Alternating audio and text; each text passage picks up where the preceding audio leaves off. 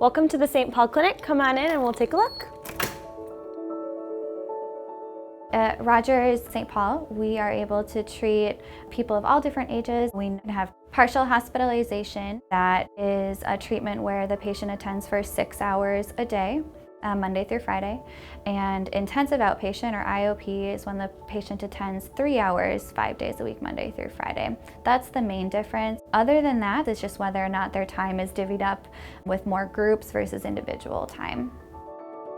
Once you've gone through the whole program, well, now if it's time to step down to a different level, maybe you're going to an intensive outpatient treatment program, or if you need a more intensive level of care, you could step up to a partial hospitalization or a residential program. You have family therapy sessions, individual therapy work, group work, getting to be in contact with a psychiatrist on a regular basis.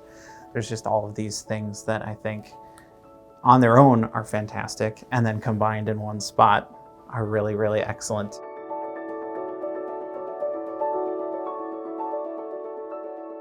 One of our primary goals here in the Twin Cities is to ensure cooperation and collaboration between both of our clinics on either side of the river.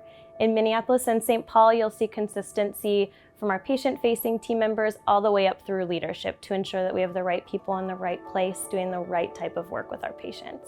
We have a mental health and addiction recovery program, and we are able to treat substance use issues right alongside mental health diagnoses. We're treating both at the same time, and people tend to get the best results when we're doing that.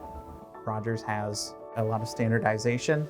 You can tailor the treatment to be individualized, but there is Rogers saying, here's our general philosophy, here's our focus on cognitive behavioral therapy.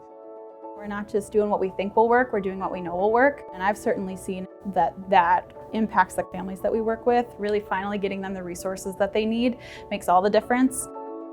We're able to be in the trenches with patients and to see them really blossom and flourish at the end of treatment, feeling confident that they can move forward with their lives. I think that truly is the hope that we're looking for in helping people get back on their feet and live a really valued and purpose-driven life. And that's what Rogers really strives for.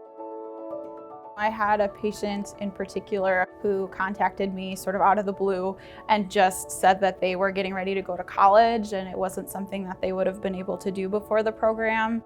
It was very gratifying to hear that this patient had maintained their progress, a year beyond treatment. I think the more that we continue to grow in the community, the more people out there that have had that experience with us exist.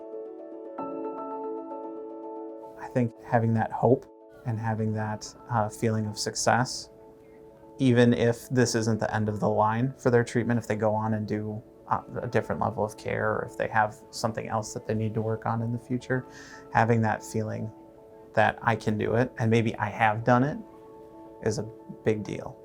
I think it's a really incredible thing.